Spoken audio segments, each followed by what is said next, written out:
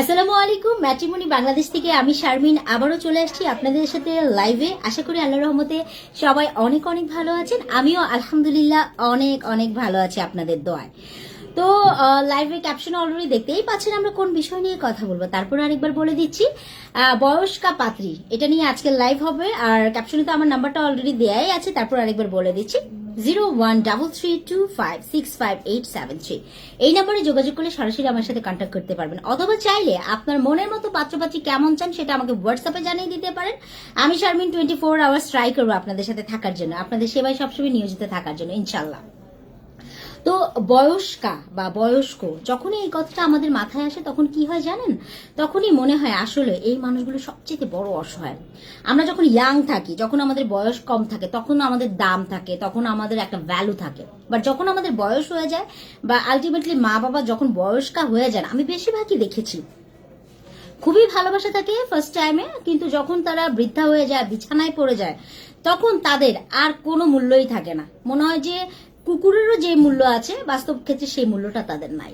আসলে এই বিষয়গুলো আমাদের করা উচিত নয়। আমি এই লাইভের মাধ্যমে বলতে চাচ্ছি, যারা আমরা সন্তান আছি, যারা আমরা ছেলে মেয়ে আছি, ছোটবেলায় আপনার বাবা মা যেভাবে আপনাকে ভালোবাসে, ঠিক তারাও ওরকম ভাবে আশা করে বয়স হলে যাতে আপনারা তাদেরকে ভালোবাসেন। তাদেরকে দূর দূর করার কিছু নাই। আসলে দুনিয়াটা তো 2 দিনের, আজ হোক কাল হোক তারা মারা যাবে, কিন্তু শান্তির সাথে তাদেরকে মরতে দিতে হবে, তাদের সাথে ভালো ব্যবহার করতে হবে, তাদেরকে বোঝাতে হবে যে আমরা পাশে আছি, তোমরা কোনো টেনশন করো না। অনেকেই দেখা যায় তার বাবা মাকে বৃদ্ধাশ্রমে দিয়ে যায়। বৃদ্ধাশ্রমে কেন দিতে হবে? আপনি যখন ছোট ছিলেন তখন কি আপনার বাবা মা আপনাকে ফেলে রেখে বৃদ্ধাশ্রম বা অন্য কোনো কেয়ারিং কোথাও দিয়েছে, যেখানে আপনাকে কোনো কেয়ারই করে নাই, ভালোবাসে নাই, দূর দূর করেছে? এরকমটা তো হয়নি, তাই না? তো আমরা কেন এরকমটা করব? তো এরকমটা করা কারোর সাথে উচিত নয়। বয়স্ক হলে মানুষ এত পরিমাণ অসহায় হয়ে যায় যা বলার অপেক্ষা রাখে না। তখন মানুষ সঙ্গী চায়। একা একা কি থাকা যায়? একা একা থাকা কখনোই সম্ভব না। অনেকে বলে বুড়া হয়ে গেছে, বয়স হচ্ছে, বিয়া করে আর করবাটা কি? আসলে বিষয়টা ওরকম না। বুড়ো হলে মানুষের আরো বেশি বেশি বিয়ের দরকার পড়ে, কেননা একজন সঙ্গীর দরকার। যখন মানুষের এইজ হয়ে যায় তখন অবশ্যই অবশ্যই একটা সঙ্গী দরকার, তার সাথে কথা বলার জন্য, তার সাথে সময় কাটানোর জন্য, তার সাথে ঘোরার জন্য, তার সাথে গল্প গুজব করার জন্য। একা একা আসলে থাকা যায় না। সেটা যখন মানুষ বয়স হয় তখন আরো বেশি বেশি বুঝতে পারে। তো আজকে বেশ কিছু বয়স্কা প্রোফাইল নিয়ে কথা বলবো। যে যে ভাইয়ারা একটু বয়স হয়ে গেছে, 60 অথবা 70 কিংবা 80 কোঠায়, আমি মনে করি মৃত্যুর আগ পর্যন্ত বিয়ে করা উচিত একটা মানুষের। কারণ হচ্ছে মানুষ মরণশীল, এটা মরবেই, সবাই মারা যাবে, আমি মারা যাবো, আপনি মারা যাবেন।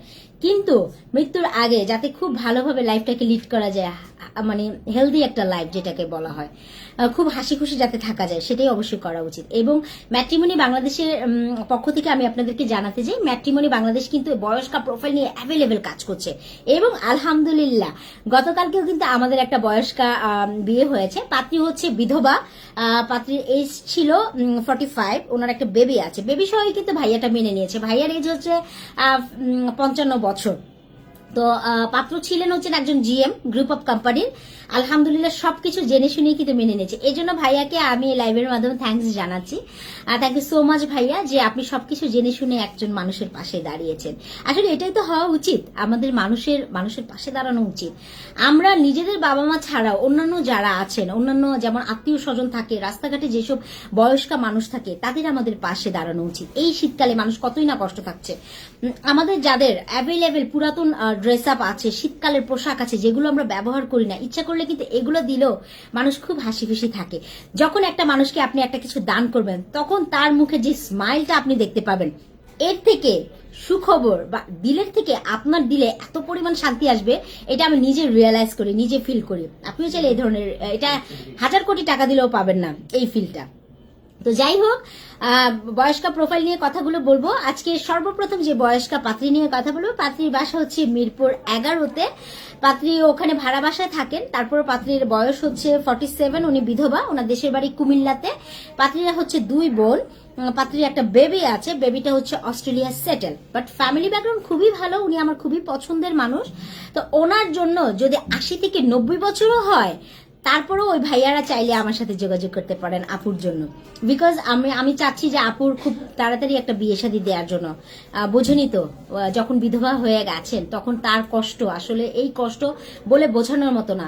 ভাত কাপড়ের দিয়ে আর কি হয়, ভাত কাপড়ে যদি সবকিছু হতো তাহলে তো মানুষ আর বিয়ে করতো না। ওনার একটা খুব উপযুক্ত পাত্র চাই, ভালো মনের মানুষ, বিকজ পাত্রী অনেক অনেক ভালো মনের মানুষ, এর জন্য যাতে ওনাকে সুখে দুঃখে ওনার পাশে থাকে, এটাই উনি চাচ্ছেন। তো এরপরে আমি সেকেন্ড প্রোফাইল নিয়ে চলে যাব। সেকেন্ড যে প্রোফাইলটা, ওনার বাসা হচ্ছে নারায়ণগঞ্জ, উনিও একজন বিধবা। ওনার হচ্ছে একটাই মেয়েটা মাদ্রাসায় পড়ে।